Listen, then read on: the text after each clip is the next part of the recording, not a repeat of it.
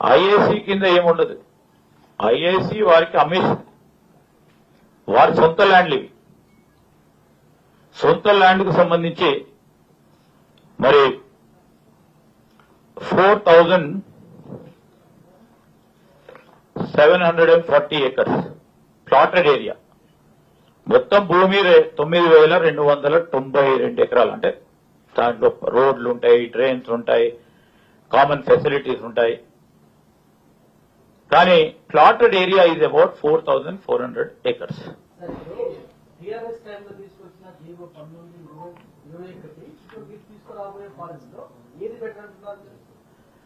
వారు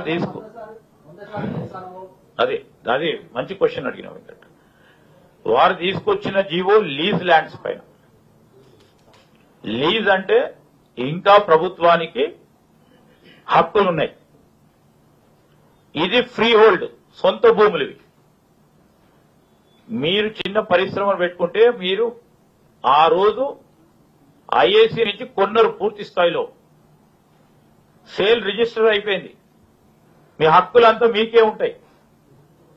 ఇది free hold land, అది లీజ్ ల్యాండ్. ఆ లీజ్ ల్యాండ్ కు సంబంధించి మీరు ఆ లీజ్ ల్యాండ్ లో అప్పుడున్న ఎస్ఆర్ఓ ప్రకారం మీరు అంటా ఉన్నారు, అప్పుడున్న మార్కెట్ వాల్యూ ప్రకారం 100 times చేసిన వాళ్ళు, అప్పుడున్న రిజిస్ట్రేషన్ వాల్యూ ప్రకారం లీజ్ ల్యాండ్ ని 100% చేసినామని చెప్తున్నారు. ఎవరు హక్కులు ఎవరికైతే ఉన్నాయో వారికి 30 అని మరి 50 ఒక 2 స్లాబ్స్ పెట్టి సైంటిఫిక్ గా, అంటే శాస్త్రీయబద్ధంగా రేపు ఉపయోగపడే విధంగా పాలసీ తీసుకొచ్చినాం. ఏదో పాలసీ తీసుకొచ్చినాం 2 రోజులు గొప్పలు పత్రికల్లో మాట్లాడుకోవడానికి కాదు, ఇంప్లిమెంటేషన్ లో సరిగ్గా ఉండాలి అనే అంశం మీద మా స్పెషల్ చీఫ్ సెక్రటరీ గారు, ఇండస్ట్రీస్ కమిషనరు, హెచ్ఎండిఏకి సంబంధించిన కమిషనరు, అదేవిధంగా ఎండి ఐఏసీకి సంబంధించిన వారు ఆ పారిశ్రామికవేత్తలతో సంబంధించి వారి సంప్రదింపులు చేశారు. సంప్రదింపులు చేసి ఒక రేషనల్ పద్ధతిలో శాస్త్రీయబద్ధంగా తీసుకున్న నిర్ణయం. సరే, నేను ఇప్పుడు మీరు అడిగినట్టు రెండింటిని వారు కన్ఫ్యూజన్ చేసి ప్రజల్లో పెట్టేశారు. ఒకటి లీజ్ ల్యాండ్, ఒకటి ఫ్రీ హోల్డ్ ల్యాండ్. ఒకటి సొంత భూములు, ఇంకోటి ప్రభుత్వ పరంగా ఇచ్చిన లీజ్ ల్యాండ్ ప్రకారం వారు గత ప్రభుత్వంలో వారి ప్రభుత్వంలో లీజ్ ల్యాండ్ కు సంబంధించి వారే ఫ్రీ హోల్డ్ చేశారు. ఇప్పుడు సొంత భూములకు సంబంధించిన ఫ్రీ హోల్డ్ చేయాలి. దానివల్ల అక్కడ ఉన్న పారిశ్రామికవేత్తలకు కానీ ఆ ప్రాంతవాసులకు సంబంధించి ఒకటి ఒక కన్జర్వేషన్ జోన్, అదేవిధంగా కలుషితమైన నీరు, గాలి, పరిసరాల ప్రాంతంలో అంతా ఆవాసాలు ఉన్నాయి. వాటికి సంబంధించి ఒక ప్రోగ్రెసివ్ నిర్ణయం తీసుకుంటే ఈరోజు వారు చేస్తేనేమో లీజ్ ల్యాండ్ లో చేస్తేనేమో కరెక్టట, సొంత భూములకు సంబంధించి వారికి వెసులుబాటు కలిగిస్తేనేమో తప్పట. అసలు లీజ్ ల్యాండ్కే మీరు ఇచ్చిండ్రు.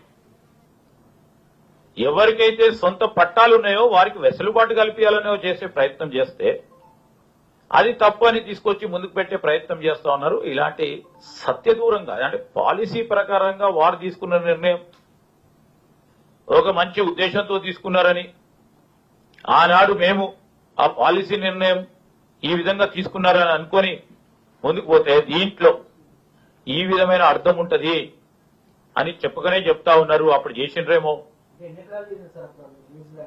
లీజ్ ల్యాండ్ మొత్తం ఆజమాబాద్ ఏరియాకు సంబంధించి వీటన్నిటికి సంబంధించి దాదాపు 100-200 ఎకరాలు ప్రధానమైన సమస్య. దాంతో పాటు ఇంకా అనేక ఐటీ పార్క్స్ లలో గ్రిడ్ పాలసీ కింద చేశారు. గ్రిడ్ పాలసీ కింద 2 ఎకరాలు, 12 ఎకరాలు ఇట్లా కూడా దాదాపు 100-200 ఎకరాలు చేశారు. సో ఈ గ్రిడ్ పాలసీని తీసుకొచ్చిండ్రు. ఆ గ్రిడ్ పాలసీ తీసుకొచ్చినప్పుడు కూడా ఈరోజు developers and the real estate industry association have suggested for certain relaxation amendments to the grid policy అని కూడా వాళ్ళే ఇచ్చారు. సో స్టేక్ హోల్డర్స్ తో కూడా వారు అభిప్రాయాలు తీసుకున్నారని చెప్పారు. మా డిపార్ట్మెంట్ కూడా స్టేక్ హోల్డర్స్ తోని అభిప్రాయాలు తీసుకొని వారికి ఒక వెసులుబాటు కలిగియాలి. దానివల్ల కూడా రాష్ట్ర ప్రభుత్వానికి నిధులు సమకూరుస్తాయి. దానివల్ల మరి అన్ని రీత్యా ఈ నగరంలో ఉంటున్న వారికి మంచి వాతావరణంతో కూడుకున్న ఆవాసాలు ఏర్పాటు చేసే అవకాశం ఉంటుందని ఒక మంచి ఉద్దేశంతో పోతా ఉన్నప్పుడు దాన్ని కలుషితం చేయాలి, ఆ పాలసీని ఏ విధంగా ఇంప్లిమెంట్ చేయకూడదు, మీరు దీంట్లో పాల్గొనొద్దు అని నేరుగా చెప్తే ఇది కరెక్టా అని అడుగుతా ఉన్నాం.